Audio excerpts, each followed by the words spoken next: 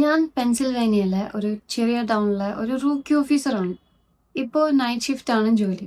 സാധാരണ പോലെ പെട്രോളിങ്ങും ട്രാഫിക് ചെക്കിങ്ങും വീട്ടുകാരുടെ വഴക്കുകൾ തീർക്കലും പിന്നെ ഡിസ്പാച്ചിൽ നിന്ന് വരുന്ന അത്യാവശ്യം നല്ല കോളുകൾക്ക് മറുപടി കൊടുക്കലൊക്കെ ആയി ഇങ്ങനെ പോവായിരുന്നു. പക്ഷെ കഴിഞ്ഞ വീക്കെൻഡ് മുതൽ കാര്യങ്ങളൊക്കെ മാറി. എല്ലാ രാത്രിയും ഒരേ വീട്ടിലേക്ക് എന്നെ വിളിക്കാൻ തുടങ്ങി. ആദ്യം ഞാൻ വിചാരിച്ചു എന്റെ കൂടെ വർക്ക് ചെയ്യുന്നവര് വല്ല പ്രാങ്ക് ചെയ്യാൻ നോക്കുമായിരിക്കുന്നു. എനിക്ക് ഈ പണിയിൽ 2 വർഷത്തെ എക്സ്പീരിയൻസ് ഉണ്ട്. പക്ഷെ ഇതൊരു ചെറിയ ടൗൺ ആയതുകൊണ്ട് എന്റെ കൂടെ വർക്ക് ചെയ്യുന്ന എല്ലാവരും എന്റെ പപ്പയുടെ പ്രായമുള്ള ആൾക്കാരാണ്. കുറച്ച് സേഫ്റ്റി റീസൺസ് കാരണം ഞാൻ ചില പേരുകളും സ്ഥലങ്ങളും ഒന്നും പറയുന്നില്ല. സംഭവം തുടങ്ങുന്നത് വെള്ളിയാഴ്ച രാത്രി ഏതാണ്ട് 2 മണി ആയപ്പോഴാണ്. അതായത് ശനിയാഴ്ച പുലർച്ചെ. ഡിസ്പാച്ചിൽ നിന്ന് ഒരു റേഡിയോ മെസ്സേജ് വന്നു. Dispatch to 10:34 go ahead. പാച്ചിലേനിലുള്ള ലാൻഡ് ലൈനിൽ നിന്ന് ഇപ്പൊ ഒരു 911 ഹാങ് അപ്പ് കോൾ വന്നിട്ടുണ്ട്. ഒന്ന് ചെക്ക് ചെയ്യാമോ? ഞാൻ ഉടനെ അങ്ങോട്ട് വണ്ടി എടുത്തു. ഒരു 6 മൈൽ ദൂരമുണ്ട്. ഒരു നാട്ടിൻപുറാണ് സ്ഥലം. 10 മിനിറ്റിനുള്ളിൽ ഞാൻ അവിടെ എത്തി. ആ ഗ്രാവൽ റോഡിലേക്ക് വണ്ടി തിരിച്ച് ഒരു 7 സെക്കൻഡ് കഴിഞ്ഞപ്പോ വലതുവശത്തായിട്ട് ഒരു വീട് കണ്ടു. അകത്ത് ലൈറ്റ് ഒന്നുമില്ല. ഞാൻ എന്റെ ക്രൂസർ വണ്ടി റോഡിൽ ലൈറ്റ് ഒക്കെ ഓഫ് ചെയ്ത് പാർക്ക് ചെയ്തു. കാരണം അകത്ത് വല്ല എമർജൻസി നടക്കുന്നുണ്ടെങ്കിൽ പോലീസ് വരുന്നത് അറിയണ്ടല്ലോ. ഓഫീസറെ ആരെങ്കിലും തോക്ക് ഉപയോഗിച്ച് അറ്റാക്ക് ചെയ്യാൻ ചാൻസ് ഉള്ളതുകൊണ്ട് ലൈറ്റ് ഇട്ടിട്ട് വീടിന്റെ മുന്നിലേക്ക് ചെന്ന് നിൽക്കരുത് എന്നതാണ് ഞങ്ങൾക്ക് കിട്ടിയിട്ടുള്ള ഒരു ട്രെയിനിങ്. ഞാൻ പതുക്കെ ആ ഫാം ഹൗസിന്റെ അടുത്തേക്ക് ചെന്നു. ചുറ്റും നോക്കി. ഒരു ലക്ഷണവും ഇല്ല. ലൈറ്റോ സൗണ്ടോ ഒന്നുമില്ല. അവിടെ ഒരു വണ്ടി പോലും പാർക്ക് ചെയ്തിട്ടില്ല. എനിക്ക് തോന്നി ഇനി ഡിസ്പാച്ചിന് അഡ്രസ്സ് മാറിപ്പോയതാണോ എന്ന്. 10:34 ഡിസ്പാച്ച് ഗോ അഹെഡ്. ഞാൻ പാച്ച് ലൈനിലാണ് ഉള്ളത്. അഡ്രസ് ഇത് തന്നെയാണോ എന്നൊന്ന് കൺഫേം ചെയ്യാമോ? Stand by. Yes, 10:34. Address correct ആണ്. ബാക്കപ്പ് വേണോ? നെഗറ്റീവ്. ആരും വീട്ടിലുള്ള ലക്ഷണവും ഇല്ല. എന്തെങ്കിലും ഉണ്ടെങ്കിൽ അപ്ഡേറ്റ് ചെയ്യാം. ഞാൻ മെയിൻ ഡോറിൽ പോയി തട്ടിയിട്ട് അനൗൺസ് ചെയ്തു, ഓഫീസർ ബാർക്ലി, പോലീസ് ഡിപ്പാർട്ട്മെന്റ്. മറുപടി ഒന്നുമില്ല. ജനലുകളെല്ലാം അടഞ്ഞു കിടക്കാണ്. ഞാൻ ഡോറൊന്നും മെല്ലെ തള്ളി നോക്കി. ലോക്കായിരുന്നു. 10:34 ടു ഡിസ്പാച്ച് ഗോ അഹെഡ്. ഈ വീട് ഉപേക്ഷിക്കപ്പെട്ട നിലയിലാണ്. ആ 911 കോൾ വല്ല വയറിംഗ് കംപ്ലൈന്റും ആയിരിക്കും. റിപ്പോർട്ട് ഒന്നുമില്ല. സമയം ഏകദേശം 2:30 ഇനി 3.5 മണിക്കൂറും കൂടി ഡ്യൂട്ടി ഉള്ളതുകൊണ്ട് ഒരു കോഫി കുടിക്കാമെന്ന് വിചാരിച്ചു. എന്നിട്ട് അടുത്തുള്ള 24 അവർ ഗ്യാസ് സ്റ്റേഷനിലേക്ക് ചെന്നു. അവിടെ എന്റെ കൂടെയുള്ള വേറെ 2 ഓഫീസേഴ്സ് നിൽക്കുന്നുണ്ട്. അതിലൊരാൾ എന്നോട് ചോദിച്ചു, എങ്ങനെയുണ്ട് ആ പഴയ ഡോക്ടറുടെ വീട്ടിലേക്കുള്ള വിസിറ്റ് എന്ന്. എന്റെ മുഖത്തുള്ള കൺഫ്യൂഷൻ കണ്ടപ്പോ അയാൾ ചോദിച്ചു, നിനക്ക് ഇതിനെ കുറിച്ച് അറിയില്ലേ? എന്നിട്ട് അയാള് ബാക്കി കഥ പറഞ്ഞു തന്നു. ആ പഴയ ഫാം ഹൗസ് ഡോക്ടർ വൂംസിന്റെ ആയിരുന്നു. നീ പുള്ളിയെ കുറിച്ച് കേട്ടിട്ടുണ്ടാവും. പണ്ട് 1800s ഒരുമാതിരി മനുഷ്യത്തില്ലാത്ത പണികളും അബോർഷനും ചെയ്യുന്ന ഒരു ടൈപ്പ് ആളായിരുന്നു അത്. പണക്കാരുടെ മക്കൾക്ക് ഇങ്ങനെ എന്തെങ്കിലും പറ്റിയ അയാളെയാണ് വിളിക്കുക. പിന്നെ വേണ്ടാത്ത കുട്ടികളെയും അവിടെ കൊണ്ടു കൊടുക്കുമായിരുന്നു. അയാൾ തന്നെ പണിതതാണ് ആ വീട്. പാച്ച് ലൈൻ എന്ന് പേരിട്ടത് പോലും ഒരു തമാശക്കാണ്. അതായത് ഇങ്ങോട്ട് വരുന്നവർക്ക് എന്തെങ്കിലും പാച്ച് വർക്ക്, ഈ കൂട്ടിത്തുന്നലൊക്കെ വേണ്ടി വരുമെന്ന് അർത്ഥമാക്കിയിട്ട് അവരെന്നെ പേടിപ്പിക്കാൻ വേണ്ടി തള്ളുകയാണെന്നാണ് ഞാൻ വിചാരിച്ചത്. ഞാൻ അതൊന്നും മൈൻഡ് ചെയ്യാതെ ഷിഫ്റ്റ് കഴിഞ്ഞ് പോയി കിടന്നുറങ്ങി. പിന്നെ ശനിയാഴ്ച രാത്രി ഏതാണ്ട് ഇതേ സമയം, അല്ലെങ്കിൽ കുറച്ചും കൂടെ കഴിഞ്ഞ് 2:30 ആയപ്പോ പിന്നെയും കോൾ വന്നു. Dispatch 10:34 go ahead. ഇന്നലെ അതേ നമ്പറിൽ നിന്ന് 911 ഹാങ് അപ്പ് കോൾ വന്നിട്ടുണ്ട്. ഇത്തവണ അവർ ഫോൺ വെച്ചില്ല. ആരോ സംസാരിക്കുന്നത് കേൾക്കാം, പക്ഷെ വ്യക്തമല്ല. ഒന്നും കൂടി പോയി ചെക്ക് ചെയ്യാമോ? അഡ്രസ് ഒന്നും കൂടെ കൺഫേം ചെയ്യോ? യെസ്, പാച്ച് ലൈൻ തന്നെ. ഇത് കൺഫേം ആയിട്ടും കൂടെയുള്ളവര് ഡിസ്പാച്ചറിനെയും കൂട്ടുപിടിച്ച് എന്നെ പറ്റിക്കുകയാണെന്ന് എനിക്ക് തോന്നി. എങ്കിലും എനിക്ക് പോവാതിരിക്കാൻ പറ്റില്ലല്ലോ. ഞാൻ വണ്ടി എടുത്തു. വീടിന് ദൂരെ കൊണ്ടുപോയി പാർക്ക് ചെയ്തു. പതുക്കെ നടന്നു ചെന്നു. അകത്തൊരു അനക്കവും ഇല്ല. ഞാൻ ഡോറിൽ മുട്ടിയിട്ട് അനൗൺസ് ചെയ്തു, this is officer Barclay, police department. തിരിച്ചു പോരാൻ തുടങ്ങിയപ്പോ വെറുതെ ഒരു ശീലത്തിന്റെ പുറത്ത് ഞാൻ ആ ഡോർ ഹാൻഡിൽ പിടിച്ചൊന്ന് തിരിച്ചു. അപ്പോതാ ആ വാതിൽ തുറന്നു കിടക്കുന്നു. പക്ഷെ പെട്ടെന്ന് വാതിലങ്ങനെ തുറന്നപ്പോ ഞാൻ ഞെട്ടിപ്പോയി. എന്റെ വലതു കൈ പെട്ടെന്ന് എന്റെ അരയിലുള്ള തോക്കിലേക്ക് പോയി. ഞാൻ ഒന്നും കൂടെ വിളിച്ചു പറഞ്ഞു, officer Barclay, police department. Front ഡോറിലേക്ക് നിങ്ങളായി വരിക, അല്ലെങ്കിൽ ഞാൻ അകത്തേക്ക് കയറി. അകത്തേക്ക് കയറുന്നതിന് മുമ്പ് സേഫ്റ്റിക്ക് വേണ്ടി ഞാൻ റേഡിയോ എടുത്തു. 10:34 ടു ഡിസ്പാച്ച് ഗോ അഹെഡ്. അകത്ത് ആരെയും കാണുന്നില്ല, പക്ഷേ മുൻവാതിൽ അൺലോക്ക്ഡ് ആണ്. ഞാൻ ഉള്ളിൽ കയറി ചെക്ക് ചെയ്യാൻ പോവാണ്. ബാക്കപ്പ് ആരെങ്കിലും ഉണ്ടോ? 10:34. ബാക്കിയുള്ള എല്ലാവരും ഒരു വലിയ DUI ആക്സിഡന്റ് സീനിലാണ്. നിനക്ക് ആളെ വേണോ? വേണ്ട, ഞാൻ അപ്ഡേറ്റ് ചെയ്യാം. ഒരു കൊലപാതകം നടന്നിട്ടുണ്ടാവാൻ ചാൻസ് ഉള്ള ആക്സിഡൻറ്റ് സൈറ്റിൽ നിന്ന് ആരെയും ഇതിനു വേണ്ടി വിളിക്കേണ്ടെന്ന് ഞാൻ വിചാരിച്ചു. ഞാൻ തോക്കും റെഡിയാക്കി അകത്തേക്ക് കയറി. ചിലന്തിവലയൊക്കെ വകഞ്ഞ് മാറ്റിയും ചത്ത പ്രാണികളുടെ മറ്റും മുകളിലൂടെ ചവിട്ടിയും ഞാൻ ഫസ്റ്റ് ഫ്ലോർ മൊത്തം നോക്കി. പിന്നെ മുകളിലത്തെ നിലയിൽ പോയി എല്ലാ ബെഡ്റൂമും ക്ലോസറ്റും ഒരാൾക്ക് ഒളിച്ചിരിക്കാൻ പറ്റുന്ന എല്ലാ സ്ഥലവും ഞാൻ ചെക്ക് ചെയ്തു. ഞാൻ താഴെ നിലയിലേക്ക് വന്ന് ബേസ്മെൻറ്റ് ചെക്ക് ചെയ്യാൻ തുടങ്ങി. അതൊരു ചെറിയ ബേസ്മെൻ്റ് ആണ്. അവിടെ കുറേ കുഞ്ഞു കുഞ്ഞു മുറികളുണ്ട്. അതിലൊരു മുറിക്ക് മാത്രം ഒരു മെറ്റൽ ഡോറും അതിൽ വലിയൊരു പൂട്ടും ഉണ്ടായിരുന്നു. ആ പൂട്ട് തുറക്കാൻ കീ വേണം. പക്ഷേ അത് ഫുള്ള് തുരുമ്പെടുത്ത് നശിച്ച അവസ്ഥയിലായിരുന്നു. അതിൻ്റെ മേലെ മൊത്തം ചിലന്തിവലയാണ്. ഒരു വലിയ കറുത്ത ചിലന്തി ആ പൂട്ടിനെ സ്വന്തം വീടാക്കി മാറ്റി അവിടെ കാവൽ നിൽക്കുന്നുണ്ടായിരുന്നു. കണ്ടാലേ അറിയാം ആ പൂട്ട് അവിടെ ഇരിക്കാൻ തുടങ്ങിയിട്ട് വർഷങ്ങളോ അല്ലെങ്കിൽ പതിറ്റാണ്ടുകളോ ആയിട്ടുണ്ടാവുമെന്ന്. അതുകൊണ്ട് തന്നെ അതിൻ്റെ അകത്ത് ആരെങ്കിലും ഉണ്ടാകുമെന്ന് എനിക്കൊരു പേടിയും തോന്നിയില്ല. കാരണം ആ പൂട്ട് അത്രത്തോളം തുരുമ്പി പിടിച്ചിരിക്കുകയായിരുന്നു. അതിൻ്റെ കീഹോൾ പോലും മണ്ണും തുരുമ്പും കയറി അടഞ്ഞു പോയിട്ടുണ്ടായിരുന്നു. ഞാൻ അവിടെ നിന്ന് ഇറങ്ങി ഡിസ്പാച്ചിന് വിവരം അറിയിച്ചു. റിപ്പോർട്ടൊന്നുമില്ലെന്ന് പറഞ്ഞ് ഞാൻ അവിടെ നിന്ന് തിരിച്ചു. ഏകദേശം 4 മണിയായപ്പോൾ ഞാൻ ഒരു കപ്പ് കോഫി കുടിക്കാൻ പോയി. അവിടെ വെച്ച് DUI ആക്സിഡൻറ്റിൻ്റെ സൈറ്റിലുണ്ടായിരുന്ന ഒരു ഓഫീസറെ കണ്ടുമുട്ടി.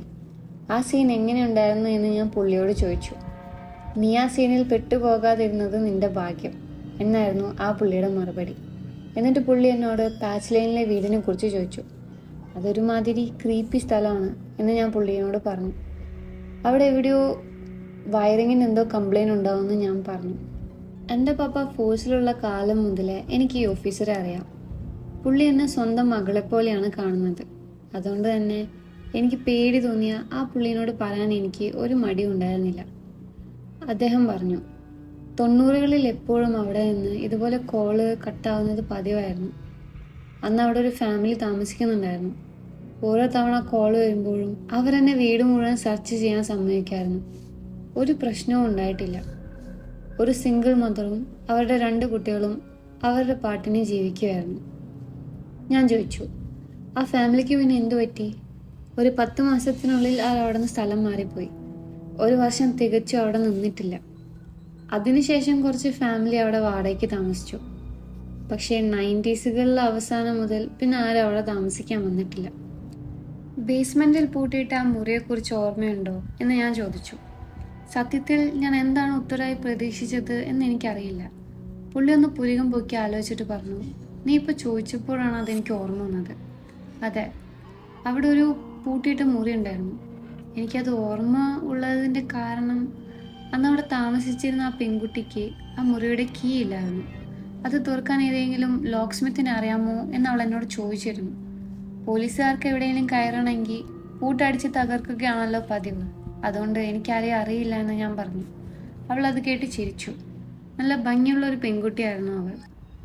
ഞങ്ങൾ 2 പേരും അതൊരു വിയേർഡായിട്ടുള്ള ഒരു കാര്യമായി തള്ളിക്കളഞ്ഞു. പിന്നീട് ഷിഫ്റ്റിൻ്റെ ബാക്കി ഭാഗം മറ്റൊരു DUI കേസും ഒരു ഡൊമസ്റ്റിക് വയലൻസ് കോളും ഒക്കെ ആയി തിരക്കിലായി. ഭാര്യ 3 വർഷം മുമ്പ് ഭർത്താവ് തന്നെ ചതിച്ചതിനെ കുറിച്ച് അയാളോട് ചോദിക്കാൻ തിരഞ്ഞെടുത്തത് അയാൾ നല്ലോണം മദ്യപിച്ചിരിക്കുന്ന സമയത്തായിരുന്നു. ഞായറാഴ്ച രാത്രി വീണ്ടും ഡ്യൂട്ടിക്ക് കയറി. കൃത്യം 3 മണിയായപ്പോൾ കോൾ വന്നു. Dispatch to 1034 go ahead. Patch ലൈനിലെ അതേ വീട്ടിൽ നിന്ന് വീണ്ടും 911 കോൾ വന്നിട്ടുണ്ട്. ഒന്ന് പോവാമോ? ഞാനപ്പോൾ ലഞ്ച് കഴിച്ചുകൊണ്ടിരിക്കുകയായിരുന്നു. എനിക്ക് അങ്ങോട്ട് പോകാൻ ഒട്ടും താല്പര്യമില്ലായിരുന്നു. ഞാൻ പറഞ്ഞു, ഡിസ്പാച്ച്, ഞാൻ ഇന്നലെ രാത്രി ആ വീട് മുഴുവൻ ക്ലിയർ ചെയ്തതാണ്. അവിടെ ഒരു ലാൻഡ് ഫോൺ പോലും ഇല്ല. ഡിസ്പാച്ചറിനെ സർജൻറ്റ് ഓക്ലിയെ വിളിച്ചു. സർജൻറ്റ് ഓക്ലി, ഈ കോള് കേട്ടോ? ബാർക്ലി അങ്ങോട്ട് പോകണോ അതോ നമുക്ക് ഈ കോള് ക്ലോസ് ചെയ്യാമോ? 1034, നീ ഒന്ന് ആ വഴി പോയി നോക്ക്. വീടിനുള്ളിൽ കയറണമെന്നില്ല. എന്തെങ്കിലും സംശയകരമായുണ്ടോ എന്ന് വണ്ടിയിലിരുന്ന് നോക്കിയാൽ മതി. ലഞ്ച് പാതി വഴിയിൽ നിർത്തി പോകേണ്ടി വന്നതുകൊണ്ട് എനിക്ക് നല്ല ദേഷ്യമുണ്ടായിരുന്നു. എങ്കിലും ഞാൻ എൻ്റെ ജോലി ചെയ്യാൻ തീരുമാനിച്ചു. ആ ഗ്രാവൽ റോഡിലൂടെ ഞാൻ വണ്ടി ഓടിച്ചു ചെന്നു. ഇത്തവണ കണ്ട കാഴ്ച എന്നെ ഞെട്ടിച്ചു. ആ മുൻവാതിൽ തുറന്ന് മലർത്തിയിട്ടേക്കാണ്. ഇന്നലെ രാത്രി ഞാൻ അത് കൃത്യമായി അടച്ചതാണെന്ന് എനിക്ക് 100% ഉറപ്പായിരുന്നു. ഏതെങ്കിലും ഹോംലെസ് ആയ ആൾക്കാർ അകത്ത് കയറിയതാകുമെന്ന് ഞാൻ കരുതി. ഞാൻ ഉടനെ റേഡിയോയിൽ വിളിച്ചു പറഞ്ഞു, വീടിൻ്റെ വാതിൽ തുറന്നു കിടക്കുന്നു, ഞാൻ അകത്തേക്ക് പോവാണ്. ഞാൻ അകത്തേക്ക് കയറി. പെട്ടെന്ന് ആ മൂലയിൽ ആരോ ഓടുന്നത് ഞാൻ കണ്ടു. ഞാൻ എൻ്റെ തോക്ക് പുറത്തെടുത്തു. അവിടെ എന്താണ് സംഭവിക്കാൻ പോകുന്നത് എന്ന് എനിക്കൊരു ഐഡിയ ഇല്ലായിരുന്നു. ഞാൻ ഉറക്കെ വിളിച്ചു പറഞ്ഞു, പോലീസ്. എന്നിട്ട് അവരുടെ പിന്നാലെ ഓടി. ആ മൂല തിരിഞ്ഞപ്പോൾ അവിടെ കിച്ചണും പിന്നെ ബേസ്മെന്റിലേക്കുള്ള വാതിലും മാത്രമേ ഉള്ളൂ. പുറത്തേക്ക് പോകാൻ വേറെ വഴിയൊന്നുമില്ല. ഞാൻ വേഗം ബേസ്മെന്റിലേക്ക് ഓടി ഇറങ്ങി. പക്ഷേ അവിടെ ആരുമില്ല. ഞാൻ റേഡിയോ എടുത്ത് ബാക്കപ്പ് ചോദിച്ചു. പക്ഷേ മറുപടി ഒന്നുമില്ല. ഞാൻ തിരിച്ച് മുകളിലേക്ക് വന്നു. എന്നിട്ടും റേഡിയോയിൽ അനക്കമില്ല. ഞാൻ വീട് ഒന്നും കൂടി മുഴുവൻ സെർച്ച് ചെയ്തു. ആരെയും കണ്ടില്ല. കിതച്ചുകൊണ്ട് ഞാൻ പുറത്തിറങ്ങി. ക്രൂസർ വണ്ടിയിലെ റേഡിയോ വഴി വിളിച്ചു. 10:34 ടു ഡിസ്പാച്ച്. Go ahead. ഞാൻ ബാക്കപ്പ് ചോദിച്ചത് നിങ്ങൾ കേട്ടില്ലേ?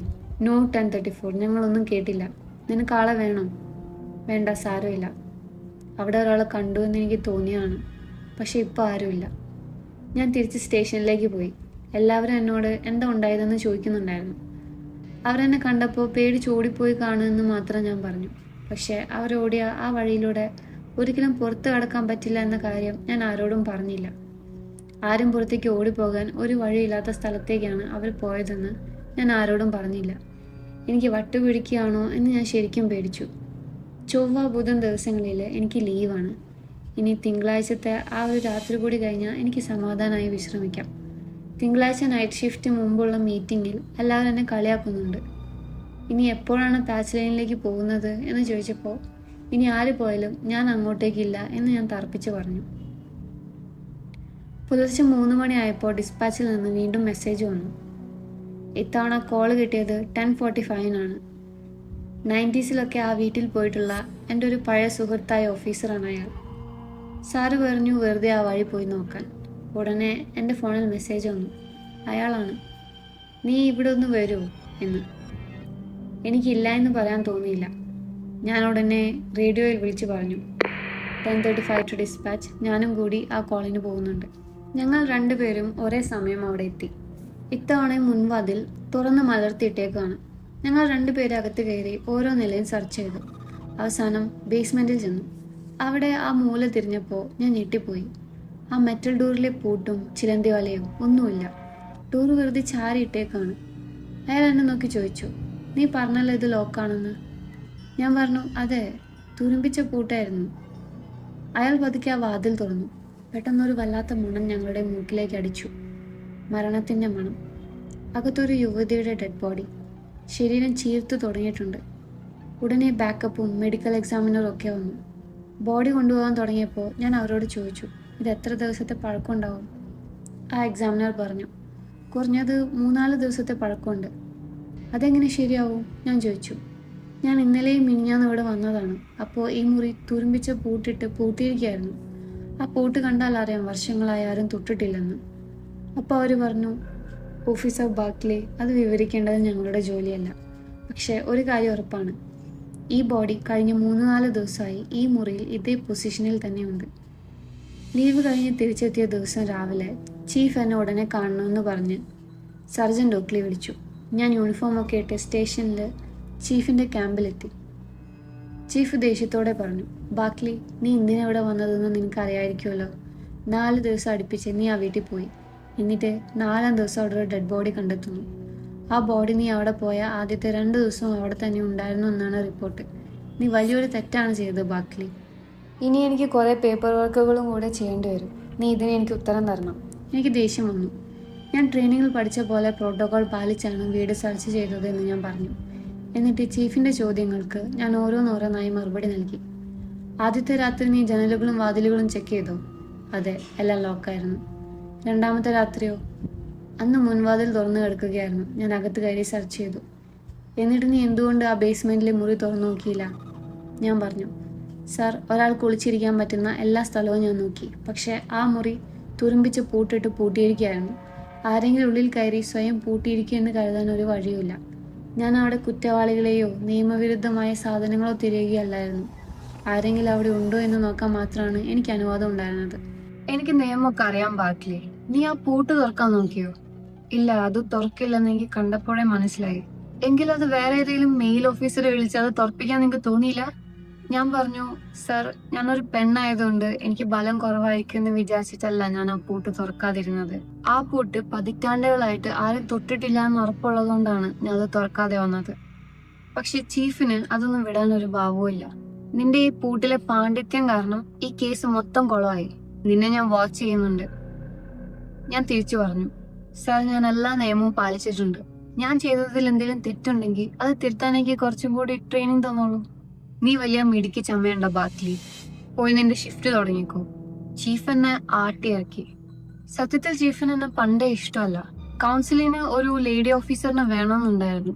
അവരുടെ നിർബന്ധം കാരണമാണ് എന്നെ എടുത്തത്. അതുകൊണ്ട് അതിന്റെ ഒരു കലിപ്പ് പുള്ളിക്ക് എപ്പോഴും ഉണ്ട്. ചീഫിന്റെ ആറ്റിറ്റ്യൂഡ് എനിക്ക് പണ്ടേ അറിയാവുന്നതുകൊണ്ട് ഞാൻ അത് അത്ര കാര്യമാക്കിയില്ല. എന്റെ കൂടെ ജോലി ചെയ്യുന്നവർക്ക് എന്നെ വിശ്വാസമുള്ളതുകൊണ്ട് ഞാൻ എന്റെ പണി തുടർന്നു.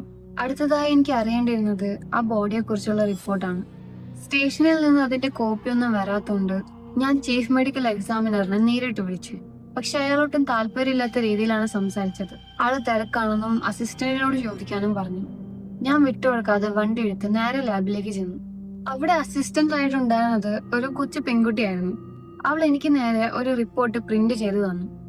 വെറും 3 പേജ്. സാധാരണ ഒരു കൊലപാതക കേസിൽ ചുരുങ്ങിയത് 20 to 30 പേജാണ് ഉണ്ടാവുക. എനിക്ക് അത്ഭുതം തോന്നി. റിപ്പോർട്ട് വായിക്കാൻ തുടങ്ങിയപ്പോൾ എനിക്ക് ദേഷ്യവും വന്നു. ഞാൻ നേരിട്ട് കണ്ട ആ പെൺകുട്ടിക്ക് നല്ല നീളമുള്ള ബ്ലോണ്ട് നിറത്തിലുള്ള മുടിയായിരുന്നു. പക്ഷെ റിപ്പോർട്ടിൽ എഴുതിയിരിക്കുന്നത് കറുത്ത മുടിയെന്ന്. കണ്ണിന്റെ നിറം കണ്ടെത്താൻ കഴിഞ്ഞില്ലായിരുന്നു. മരണരീതി കൊലപാതകം എന്നും കൊടുത്തിട്ടുണ്ട്. പക്ഷെ മരണകാരണം എന്താണെന്ന് എഴുതിയിട്ടില്ല. ഇതെന്ത് പണിയാണ്? ഇതെന്തായി ചെയ്തു വെച്ചിരിക്കുന്നത്? ഞാൻ നേരെ ചീഫ് മെഡിക്കൽ എക്സാമിനറുടെ റൂമിൽ കയറി ചെന്നു. ഇതെന്താ വെറും സ്കെൽറ്റൻ റിപ്പോർട്ടാണോ? ഞാൻ ആ 3 പേജും അയാളുടെ നേരെ നീട്ടി. സാധാരണ ഷിഫ്റ്റ് ചെയ്യുന്നതിന് മുമ്പ് പോലീസ് തയ്യാറാക്കുന്ന പ്രാഥമിക റിപ്പോർട്ടാണ് ഈ സ്കെലിറ്റൻ റിപ്പോർട്ട്. ഒരു കൊലപാതകം കഴിഞ്ഞ് 48 മണിക്കൂർ കഴിഞ്ഞിട്ടും ഇത്രയും അപൂർണമായ റിപ്പോർട്ട് കിട്ടിയതിൽ എനിക്ക് നല്ല ദേഷ്യം വന്നു. നോ സ്വീറ്റ് ഹാർട്ട്, അത് ഫൈനൽ റിപ്പോർട്ടാണ്. അയാൾ എന്നെ പുച്ഛിച്ചുകൊണ്ട് പറഞ്ഞു.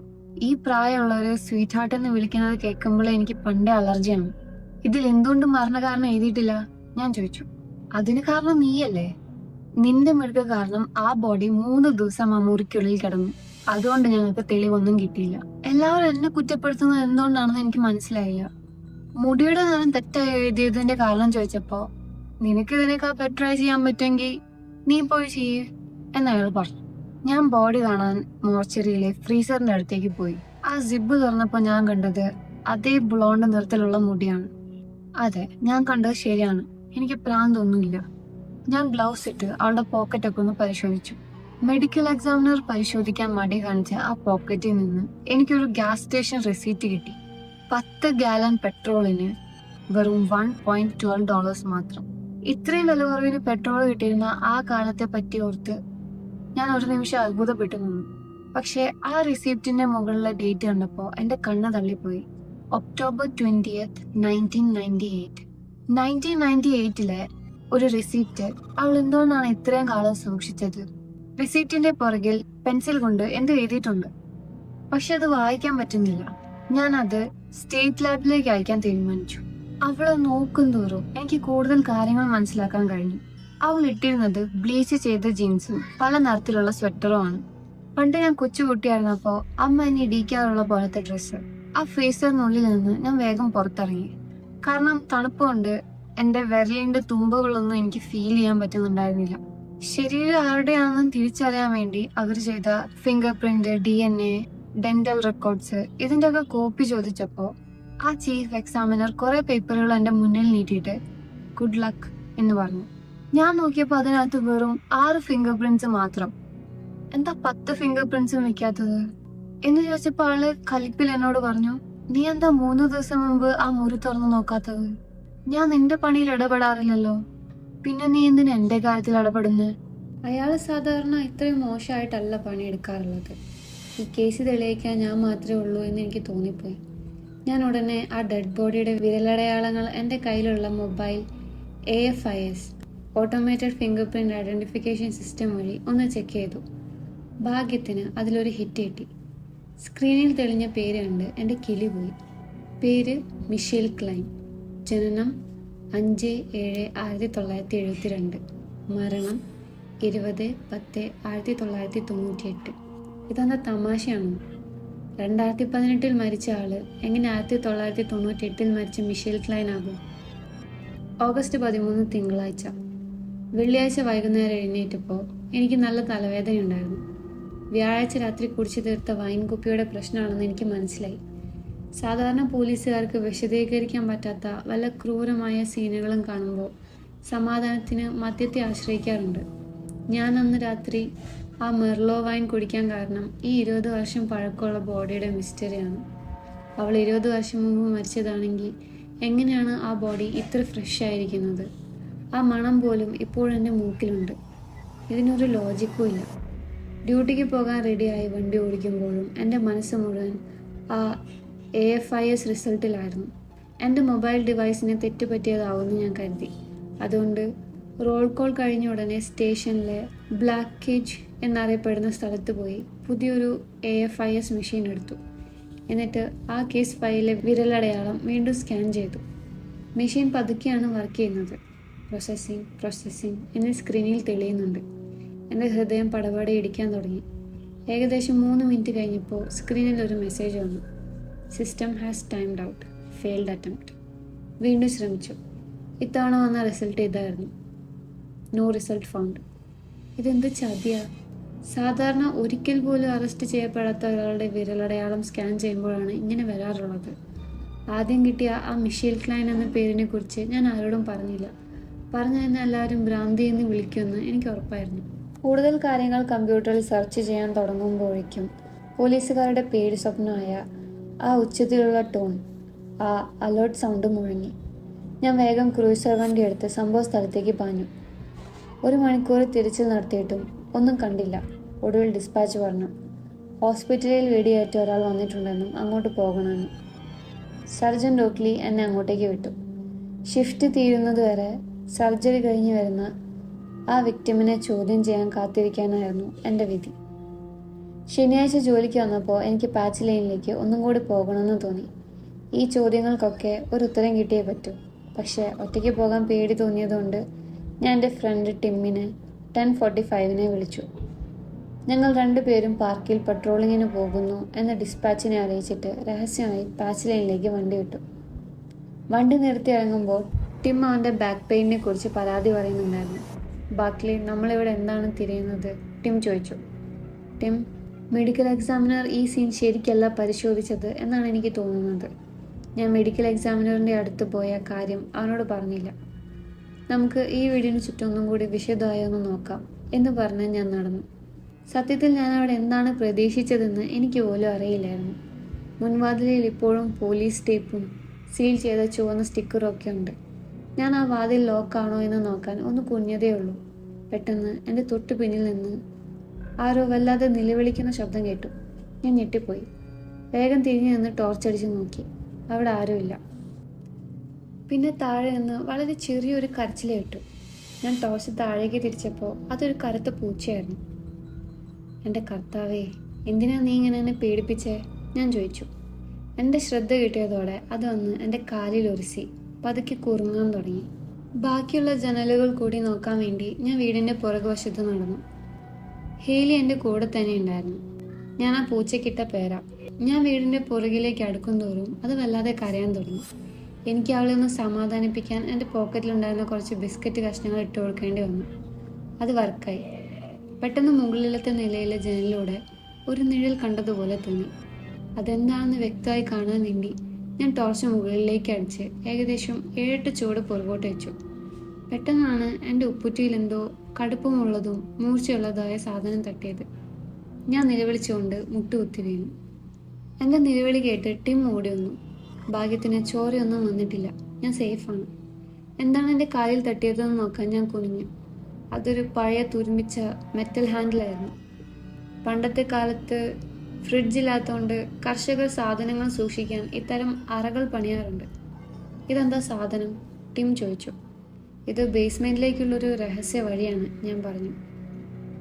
ഞങ്ങൾക്കതിൻ്റെ ഉള്ളിൽ എന്താണെന്ന് കണ്ടേ പറ്റൂ. ഞങ്ങൾ ആ വാതിൽ തുറന്നു. എൻ്റെ ലാത്തി ഉപയോഗിച്ച് അവിടുത്തെ ചിലന്തി വലകളൊക്കെ മാറ്റിക്കൊണ്ട് ഞാൻ മുന്നിൽ നടന്നു. ടിം എൻ്റെ പിന്നാലെ വന്നു. ഒരു 10 സെക്കൻഡ് ഞങ്ങൾ ആ തുരങ്കത്തിലൂടെ നടന്നു. അതൊരു ചെറിയ കോണിപ്പടിയിൽ അവസാനിച്ചു. അത് ചെന്നെത്തുന്നത് ഒരു ചെറിയ ഹാച്ചിലേക്കാണ്. ഞാനത് തള്ളി തുറന്ന് തലയിട്ട് നോക്കി. അതിൻ്റെ മുകളിൽ വലിയൊരു കാർപ്പറ്റ് ഇട്ടിട്ടുണ്ടായിരുന്നു. ടിം അത് തള്ളി മാറ്റാൻ എന്നെ സഹായിച്ചു. ഞാൻ ആ മുറിയിലേക്ക് നോക്കിയപ്പോൾ എനിക്ക് കാര്യം മനസ്സിലായി. ആ മരിച്ച യുവതിയെ ഞങ്ങൾ കണ്ടെത്തിയ അതേ മുറിയാണിത്. ടിം എൻ്റെ കൈ പിടിച്ച് വലിച്ചു. നമുക്കിവിടെ നിന്ന് പോവാം, ഇതൊരു ക്രൈം സീനാണ്, നമ്മളിങ്ങനെ അകത്ത് കയറാൻ പാടില്ല എന്ന് പറഞ്ഞു. ആ ബോഡി എങ്ങനെ ആ മുറിയിൽ എത്തിയതെന്ന് എനിക്കിപ്പോൾ മനസ്സിലായി. ഞാൻ വിചാരിച്ചത് ശരിയാണ്. ആരും പുറത്തെ പൂട്ട് തൊട്ടിട്ടില്ല. അവരെ രഹസ്യ വഴിയിലൂടെയാണ് ബോഡി അകത്തെത്തിച്ചത്. ഞങ്ങൾ തിരിച്ച് വണ്ടിയുടെ അടുത്തെത്തി. സിഗരറ്റ് വലിക്കാത്ത ആളായിട്ട് പോലും സമാധാനത്തിന് വേണ്ടി ഞാൻ ഒരു സിഗരറ്റ് വലിച്ചു. വീട്ടിലെത്തി ഉറങ്ങി. പിറ്റേന്ന് ഞായറാഴ്ച ജോലിക്ക് ചെന്നു. വീക്കെൻഡിൽ ജോലി ചെയ്യുന്നതിൻ്റെ സുഖം എന്താണെന്ന് വെച്ചാൽ മുതിർന്ന ഓഫീസർമാരാരും സ്റ്റേഷനിൽ ഉണ്ടാവില്ല എന്നതാണ്. പക്ഷേ അന്ന് കാര്യങ്ങൾ കുറച്ച് വ്യത്യാസമായിരുന്നു.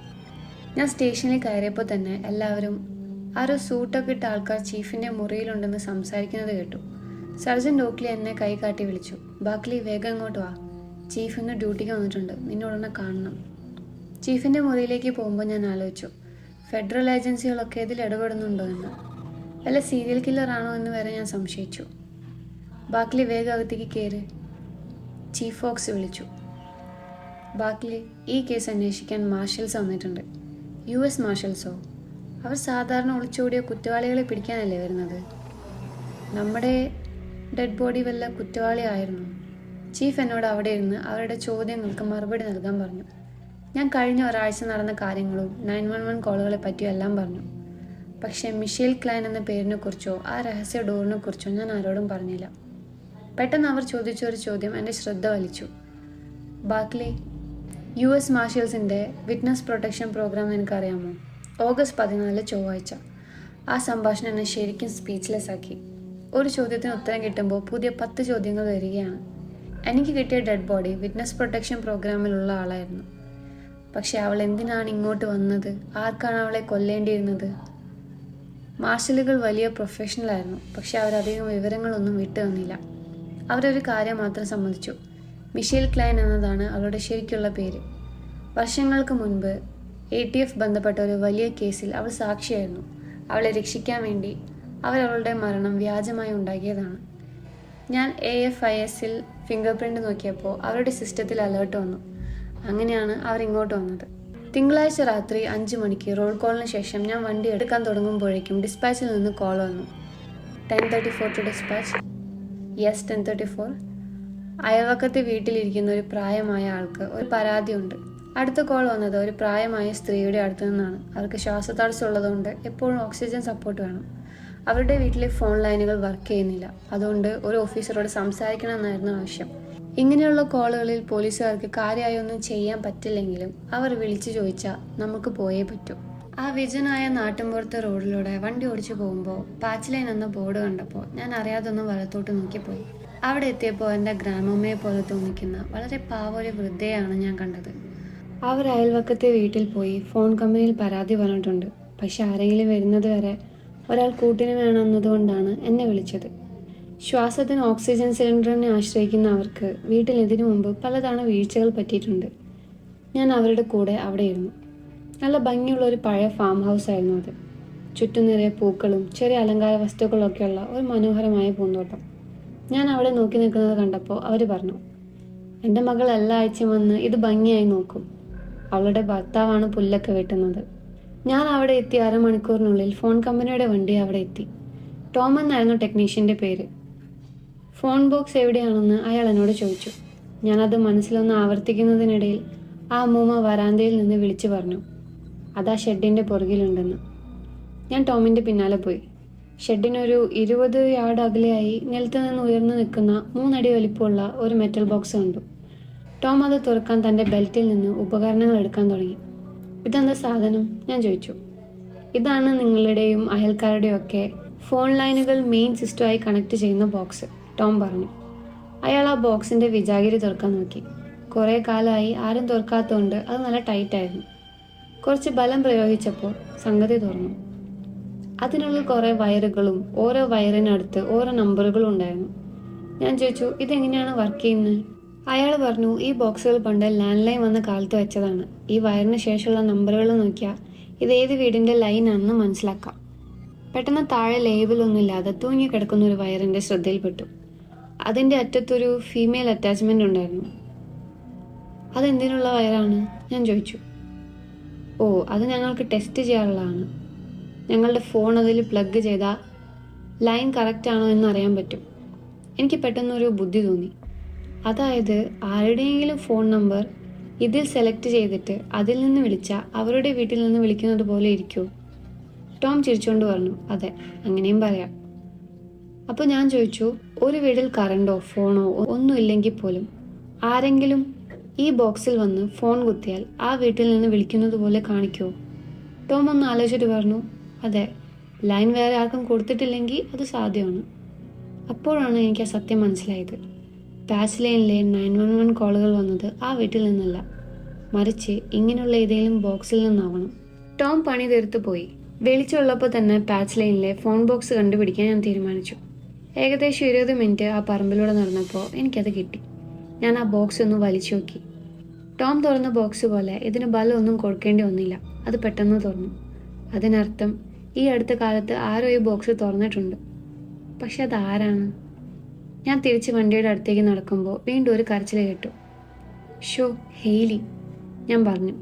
ആ പൂച്ച വരാന്തയിലിരുന്ന് കരയാണ്. നോക്കിയപ്പോൾ അവളുടെ ഒരു മുൻകാല് വല്ലാതെ വീർത്തിരിക്കുന്നു. അവൾക്ക് നല്ല വേദനയുണ്ട്. എനിക്ക് മൃഗങ്ങളെന്ന് വെച്ചാൽ ജീവനാണ്.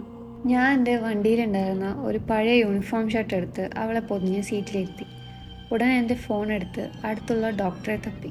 എൻ്റെ ഭാഗ്യം, പണ്ട് ഞങ്ങൾ പോകാറുള്ള അതേ വെറ്റ് ഡോക്ടർ ഇപ്പോഴും അവിടെ പ്രാക്ടീസ് ചെയ്യുന്നുണ്ട്.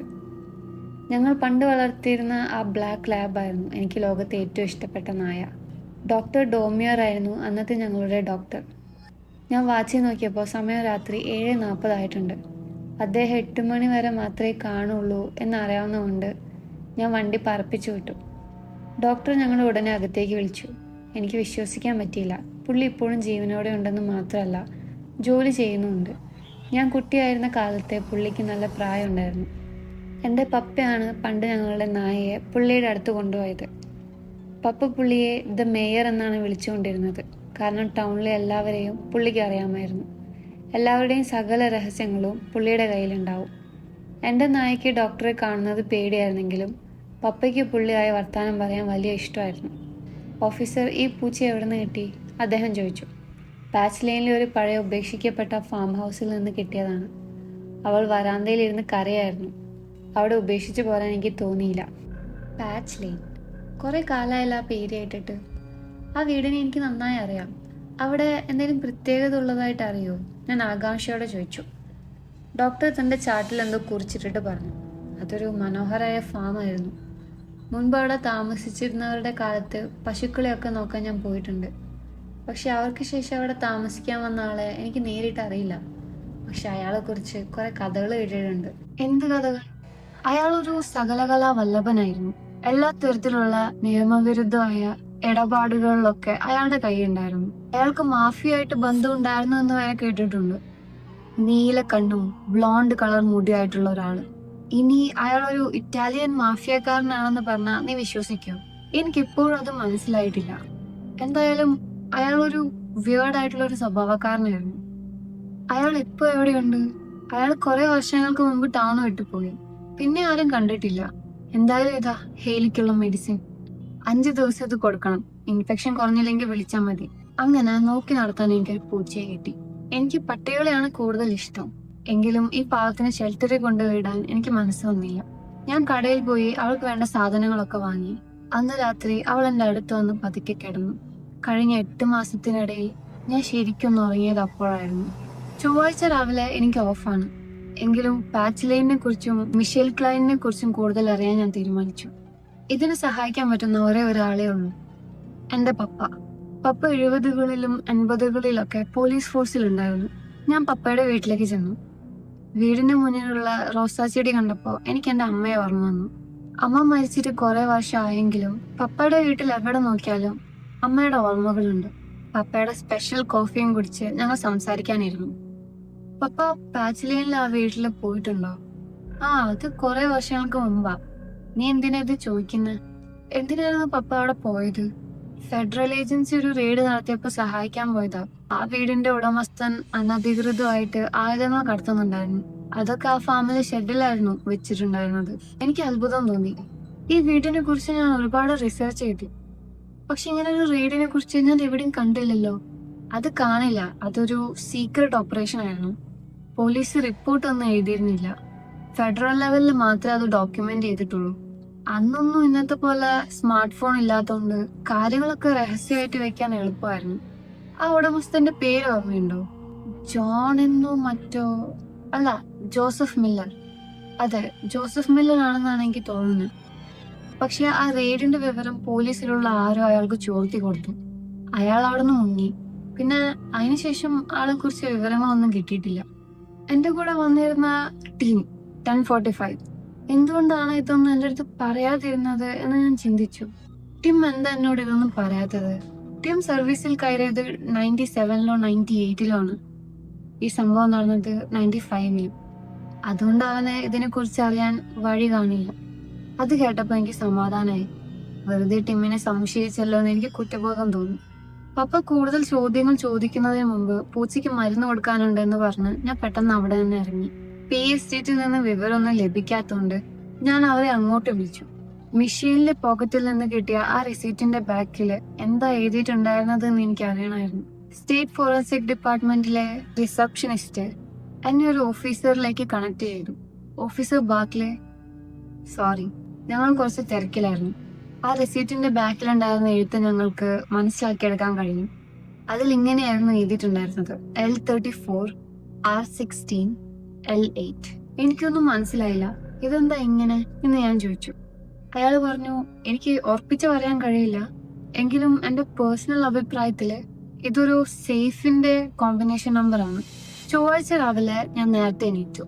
ഹേലിക്ക് ഭക്ഷണം എല്ലാം കൊടുത്ത് ഞാൻ പപ്പയുടെ വീട്ടിലേക്ക് തിരിച്ചു. അവളിപ്പോ എന്റെ ഹൃദയത്തിലെ ഒരു വലിയ ശൂന്യതയാണ് നികത്തുന്നത്. പപ്പയുടെ വീട്ടിലെത്തിയപ്പോ അവിടെ ടിമ്മിന്റെ വണ്ടി ഇരിക്കുന്നത് കണ്ട് ഞാൻ അത്ഭുതപ്പെട്ടു. സാധാരണ ചൊവ്വയോ ബുധനോ അവര് സിഗരറ്റ് വലിച്ച് എവിടെയൊന്നും വർത്താനം പറയാറുള്ളതാണ്. ടിം അവിടെ ഉണ്ടായിരുന്നത് ഒരു തരത്തിൽ നന്നായി. എനിക്ക് പുള്ളിയോടും ചില കാര്യങ്ങൾ ചോദിക്കാനുണ്ടായിരുന്നു. പപ്പ എന്നെ പതിവ് പോലെ കെട്ടിപ്പിടിച്ച് സ്വീകരിച്ചു. ടിം എന്നെ നോക്കി ചിരിച്ചുകൊണ്ട് പറഞ്ഞു, ഇത് കണ്ടോ, നിന്റെ മോൾക്ക് ഇപ്പൊ ഈ കേസ് ഒരു ഭ്രാന്തായിട്ട് മാറിയിട്ടുണ്ട്. പപ്പ ചിരിച്ചുകൊണ്ട് പറഞ്ഞു, എനിക്ക് എൻ്റെ ആ കാലമൊക്കെ ഓർമ്മ വരുന്നുണ്ട്. കേസുകളുടെ പിന്നാലെ ഇങ്ങനെ നടക്കുന്നത് ഒരു സീക്രട്ട് ലഹരിയാണ്. എന്തായാലും റിട്ടയർമെന്റ് ജീവിതം അടിപൊളിയാണ്. ഞാൻ ഗൗരവത്തോടെ പറഞ്ഞു, ഇതിന് കൃത്യമായ കാരണമുണ്ട്. സ്റ്റേറ്റ് ഫോറൻസിക് ലാബിൽ നിന്ന് എനിക്ക് വിവരം കിട്ടി. മിഷേലിന്റെ പോക്കറ്റിലുണ്ടായിരുന്ന ആ റെസീറ്റിന്റെ പുറകിൽ ഒരു സേഫിന്റെ കോഡാണ് എഴുതിയിരിക്കുന്നത്. പാച്ച് ലൈനിലെ ആ വീട്ടിലെവിടെയോ ഒരു രഹസ്യ സേഫ് ഉണ്ട്. അതിൽ എൻ്റെ ചോദ്യങ്ങൾക്കുള്ള മറുപടി ഉണ്ടാവും. ടിം തൻ്റെ സിഗരറ്റിലെ പുക പതുക്കെ പുറത്തേക്ക് വിട്ടിട്ട് ചോദിച്ചു, നീ എന്നെ വീണ്ടും അങ്ങോട്ട് കൊണ്ടുപോകില്ലേ? ഞാൻ ചിരിച്ചുകൊണ്ട് പറഞ്ഞു, വേണമെങ്കിൽ ഞാൻ ഒറ്റയ്ക്ക് പൊക്കോളാം. ഉടനെ പപ്പ ടിമ്മിനെ കളിയാക്കി, ഇവളെങ്ങനെയാണ് ടിം? പണ്ട് എന്നോട് ഇങ്ങനെയൊക്കെ തന്നെയായിരുന്നു.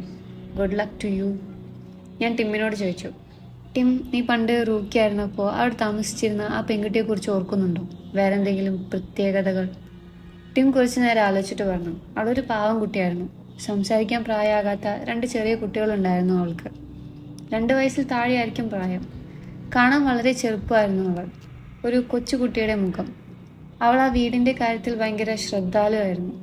ബേസ്മെൻറ്റിലെ വാതിൽ എപ്പോഴും ലോക്ക് ചെയ്യും. സാധാരണ പോലീസുകാർ ചെല്ലുമ്പോൾ ആൾക്കാർക്ക് ദേഷ്യമാണ് വരാറുള്ളത്. പക്ഷെ അവൾക്ക് എന്തോ ഒരു ആശ്വാസം കിട്ടുന്നത് പോലെ തോന്നുമായിരുന്നു. ആ വീട് വലിയതാണെന്നും ആരോ അവളെ എപ്പോഴും നിരീക്ഷിക്കുന്നത് പോലെയും അവൾക്ക് തോന്നുമെന്നും അവൾ എപ്പോഴും പറയാറുണ്ടായിരുന്നു. അവൾക്ക് ശേഷം വന്നവരും ഇതേ പരാതി പറഞ്ഞിട്ടുണ്ട്. വൂൺസിന്റെ ഫാം ആയതുകൊണ്ട് അതിൻ്റെ വല്ല പ്രേതബാധ ആയിരിക്കും എന്നാണ് ഞാൻ കരുതിയത്. നമ്മൾ ആ ബേസ്മെന്റിൽ കണ്ടെത്തിയ ബോഡി അന്ന് അവിടെ താമസിച്ചിരുന്ന അതേ പെൺകുട്ടിയുടേതാകാൻ വല്ല സാധ്യതയുണ്ടോ? ഞാൻ ചോദിച്ചു. അറിയില്ല ബാക്കിലെ, അവൾ എവിടേക്കോ മാറിപ്പോയെന്നാണ് ഞാൻ കരുതിയത്. കാരണം അവൾ പോയ ഉടനെ പുതിയ ആൾ താമസം വന്നിരുന്നു. അവളുടെ പേര് ഓർമ്മയുണ്ടോ? എനിക്ക് പേരുകൾ പെട്ടെന്ന് ഓർമ്മ നിൽക്കില്ല. അവളുടെ മുഖം എനിക്കിപ്പോഴും ഓർമ്മയുണ്ട്. റിപ്പോർട്ടൊന്നും എഴുതാത്തതുകൊണ്ട് റെക്കോർഡും ഇല്ല. അവളുടെ പേര് മിഷേൽ ക്ലൈൻ എന്നായിരുന്നു. ഞാൻ പപ്പയുടെ നേരെ തിരിഞ്ഞു. പപ്പ, 90s അവസാനത്തിൽ അവിടെ താമസിച്ചിരുന്ന ആ പെൺകുട്ടിയെക്കുറിച്ച് പപ്പയ്ക്ക് അറിയാമോ? പപ്പ അല്പം പരിഭ്രമത്തോടെ തൻ്റെ സിഗരറ്റ് ഒന്ന് വലിച്ചിട്ട് പറഞ്ഞു, അവിടെ താമസിച്ചിരുന്ന എല്ലാ പെൺകുട്ടികളും ഏകദേശം ഒരേപോലെയായിരുന്നു. എന്താ പപ്പ ഉദ്ദേശിച്ചത്? ഒരേപോലെ എന്ന് വെച്ചാൽ? പപ്പ ഒരു ദീർഘശ്വാസം വിട്ടു. അവിടെ താമസിച്ചിരുന്നവരെല്ലാം പുറത്തുനിന്ന് വന്നവരായിരുന്നു. കാണാൻ നല്ല ഭംഗിയുള്ളവർ, സ്വർണ്ണ നിറമുള്ള മുടിയുള്ളവർ, ബ്ലോണ്ട് മുടി. നിന്റെ അമ്മയൊക്കെ കാണുമ്പോൾ എന്നോട് മിണ്ടരുത് എന്ന് പറയുന്ന ടൈപ്പ് സുന്ദരികൾ. അവർ വേശ്യകളായിരുന്നു എന്നാണോ പപ്പ പറയുന്നത്? ഞാൻ ഞെട്ടിപ്പോയി. അല്ല, അവർക്ക് നല്ല ഐശ്വര്യവും സൗന്ദര്യവും ഉള്ളവരായിരുന്നു എന്ന് മാത്രമേ ഞാൻ ഉദ്ദേശിച്ചുള്ളൂ. എനിക്ക് എന്തുകൊണ്ടോ വല്ലാത്തൊരു പന്തികേട് തോന്നി. ടിം തൻ്റെ സിഗരറ്റ് വലിച്ചു തീർത്തതും ഞങ്ങൾ സ്റ്റേഷനിലേക്ക് തിരിച്ചു. ചൊവ്വാഴ്ച എനിക്ക് ലീവാണെങ്കിലും കൂടുതൽ വിവരങ്ങൾ അറിയാൻ വേണ്ടി ഞാൻ ഓവർ ടൈം വർക്ക് ചെയ്യാൻ പെർമിഷൻ വാങ്ങി. പണ്ട് ടിം തൻ്റെ മെറ്റൽ ഡിറ്റക്ടർ ഉപയോഗിച്ച് കടപ്പുറത്ത് നിന്ന് നാണയങ്ങളൊക്കെ കണ്ടുപിടിക്കാറുള്ള കാര്യം എനിക്ക് ഓർമ്മ വന്നു. ഞാൻ പുള്ളിയോട് മെറ്റൽ ഡിറ്റക്ടറും കൊണ്ടുവരാൻ പറഞ്ഞു. ആ രഹസ്യ സേഫ് കണ്ടെത്താൻ അത് സഹായിക്കും. റോൾ കോൾ കഴിഞ്ഞ ഉടനെ ഞങ്ങൾ പാച്ച് ലൈനിലേക്ക് പോയി. ഇൻവെസ്റ്റിഗേഷനൊക്കെ കഴിഞ്ഞതുകൊണ്ട് വീട്ടിൽ കയറാൻ തടസ്സമില്ലായിരുന്നു. ഞങ്ങൾ ആദ്യം മുകളിലത്തെ നിലയിലെ മാസ്റ്റർ ബെഡ്റൂമിൽ പോയി. എല്ലാ ഫ്ലോർ ബോർഡ്സും മാറ്റി നോക്കി, പക്ഷെ ഒന്നും കിട്ടിയില്ല. പിന്നീട് ഞങ്ങൾ ആ ബേസ്മെൻറ്റിലെ മുറിയിലേക്ക് ചെന്നു. മിഷേലിൻ്റെ ബോഡി കിടന്നിരുന്ന അതേ മുറിയിലേക്ക്. ചില കാഴ്ചകൾ ജീവിതത്തിൽ ഒരിക്കലും നമ്മൾ മറക്കില്ല. ആ മുറി അതുപോലെ ഒന്നായിരുന്നു. അവളുടെ ശരീരം വയലറ്റ് നിറത്തിൽ വീർത്ത് ഒരു മനുഷ്യരൂപമാണെന്ന് പോലും തിരിച്ചറിയാൻ കഴിയാത്ത അവസ്ഥയിലായിരുന്നു. നീളമുള്ള സ്വർണ്ണ നിറത്തിലുള്ള മുടിയും അവൾ ധരിച്ചിരുന്ന വസ്ത്രങ്ങളും കണ്ടതുകൊണ്ട് മാത്രമാണ് അതൊരു യുവതിയാണെന്ന് എനിക്ക് തിരിച്ചറിയാൻ കഴിഞ്ഞത്. ടിം തൻ്റെ മെറ്റൽ ഡിറ്റക്ടർ ആ സിമൻറ്റ് ഭിത്തിയിലൂടെ ഓടിച്ചുകൊണ്ടിരുന്നു. പെട്ടെന്നൊരു ശബ്ദം കേട്ടു. ടിം അത് ഇടതുവശത്തേക്ക് നീക്കി. ഞങ്ങൾ ഒരു നിമിഷം പരസ്പരം നോക്കി. അവൻ ഡിറ്റക്ടർ താഴെ ഇട്ടു. ഞങ്ങൾ രണ്ടുപേരും ആ ഭിത്തിയിൽ തപ്പാൻ തുടങ്ങി. എന്താണ് തപ്പുന്നതെന്ന് പോലും എനിക്കറിയില്ലായിരുന്നു. ഭിത്തിയിൽ അമർത്തിയപ്പോൾ ഒരു ബ്ലോക്ക് അനങ്ങുന്നത് പോലെ തോന്നി. ഞാൻ ഉടനെ പോക്കറ്റിൽ നിന്ന് എൻ്റെ കത്തി എടുത്തു. ടിമ്മു അവൻ്റെ കത്തി പുറത്തെടുത്തു. ഞങ്ങൾ രണ്ടുപേരും ആ സിമൻറ്റ് കട്ടയിൽ കത്തി കയറ്റി പതുക്കെ ഭിത്തിയിൽ നിന്ന് പുറത്തേക്ക് വലിച്ചു.